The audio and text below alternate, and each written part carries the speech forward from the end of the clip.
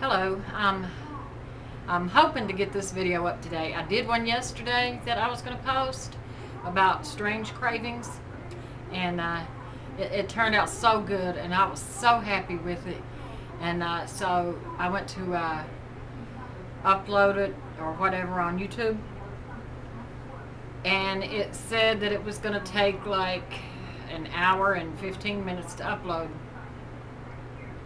And so I kept going back, and piddling around the house, getting a lot done while I've had my vacation days. And so I kept going back in there and checking on it. And then it would say like 30 minutes, and 15 minutes. And anytime you do anything like that, 1 minute could turn into 2 or 3. Or it could go by quick. So I finally went in there and it said 1 minute to go. Well, less than a minute actually. It was counting off the seconds. So when it got to about 10 seconds, I said, well, good, it's almost ready. So I sat down in the chair and I counted down the seconds with 10, 9, 8, and so on and so forth until it got down to about 3 seconds. It said 3, 2, and then a big box popped up and said unknown error occurred. And there went all that time wasted, and I couldn't post my video. I would have had to go through the whole process again. So I said, the heck with it, I'll just do another one today. But no, the one I was talking about yesterday was cravings, pregnant people and cravings. And I work with a woman, lights is blinking, I hope it's not storming. Anyway, a woman named Ethel. And Ethel is only a 29-year-old woman. She's a 29-year-old black woman. So, but her mom abandoned her when she was a little girl. And her mom was a crack addict, and she said that her mom must have been really high when she stuck that name on her. But anyway, she laughs about it. But anyway, when Ethel was pregnant 2 years ago, she craved cornstarch, and she would eat a spoonful out of the box at work, and it was the damnedest thing I ever saw. But I worked with this other girl about 5 years ago. When she was pregnant, she would sprinkle baby powder on her tongue. She would just sprinkle it on her tongue. And every time you was around her, you could smell baby powder just as strong. It got annoying after a while. But anyway, no, I was thinking about road trips. People, take vacations and go on road trips and stuff. And it made me start thinking about a trip that me and my late husband and Joey went on. Oh, I'm sorry, Joe. He's grown now. We went to the zoo one year, and instead of taking the trolley, the bus that goes from place to place, we walked. Everywhere we went, we walked. And, well, of course, when we got to Africa, I think was the last scene, we caught the trolley and came all the way back to the parking lot. But anyway, halfway through, we stopped off to eat. And so Joe got him a cheeseburger and french fries, and Ross got him a grilled chicken sandwich and potato salad, and I got me a hot dog and coleslaw. And so we take our food out onto the concrete patio to eat, and Joey, he was hungry, man. He just bit into that cheeseburger and just started eating. He didn't care for it because he said it was a soy burger, but he ate it anyway. And so then I opened my hot dog, and the weenie was white. I'm not talking about a light colored weenie. I'm talking white, chalk white. And I was pissed off. I'm not going to eat that hot dog. So it made me mad. And Ross wanted to give me half his grilled chicken, and I told him no. I said, you eat your grilled chicken, because I wasn't that into grilled chicken sandwiches. I like grilled chicken, but I like it on a salad. And so I refused to take his grilled chicken sandwich. Well, Joey's hamburger was soy. Ross's grilled chicken turned out to be dry. And I refused to eat my hot dog because it was white. So I take my hot dog, I get up and I go over here to the garbage can, throw my hot dog down in that garbage can, and I came back. I was supposed to sit down and eat my coleslaw. And I sat down, and when I did, I took the top off my coleslaw, opened up my spoon, and a big puff of wind come along and knocked my coleslaw onto the concrete patio. And I need not tell you words that I said, but anyway, I can't anyway because they might take this video down.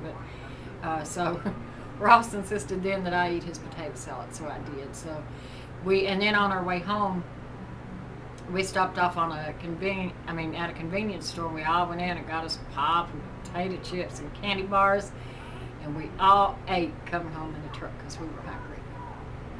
Anyway, and then another time we went to Virginia, and in the truck has well, I don't have the truck anymore.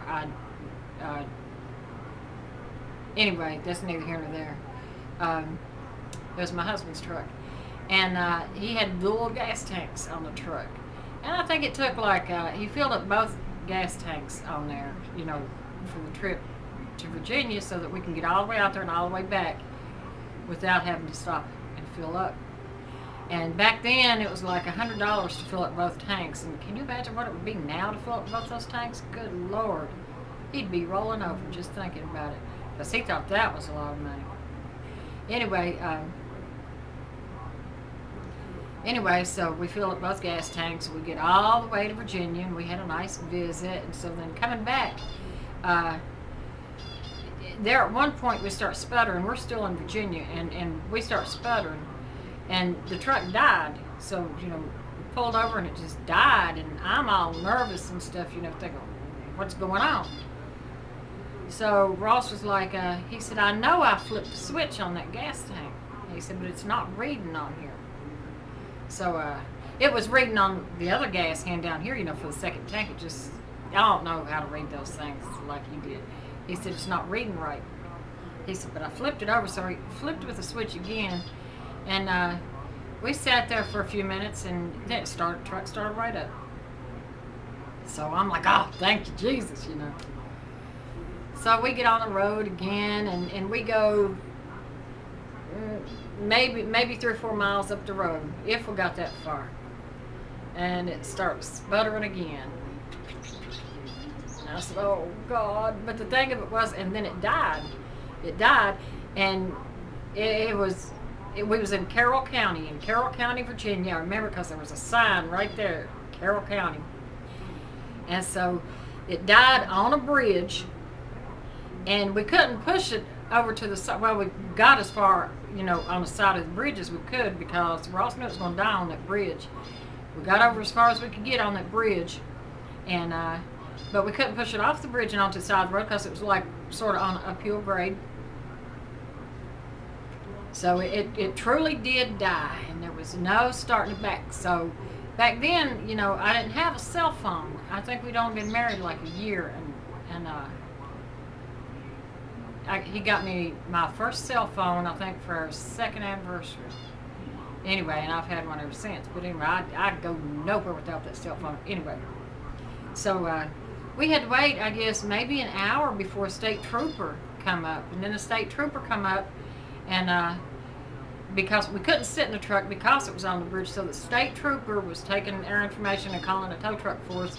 The state trooper was standing there talking to Ross, and the trooper made me and Joey step over the guardrail and go down the embankment a little bit in case, a car come by and hit the truck or the trooper's car, we would be out of the way. And I didn't like doing that because I was afraid of snakes, but I didn't want to be hit by a car either. But anyway, so while he's calling a tow truck for us, then we still had to wait for like about an hour before the tow truck got there. In the meantime, it started raining. So I was really afraid it was going to thunderstorm, and I would have gotten that truck then. But anyway, so the tow truck comes, and we get in the tow truck, and he tows us down to a little convenience store, because the way he had to hook the truck up was he had to hook it up from the front and tow us until we got to a convenience store, and then turn it around, and tow it from the back. But anyway, the tow truck driver brought us all the way from Carroll County, Virginia, to our driveway, and I think we paid like $220. But he bought us all the way home. And as it turned out, we did still have a full tank of gas in that second tank, but the switch that switched the tanks over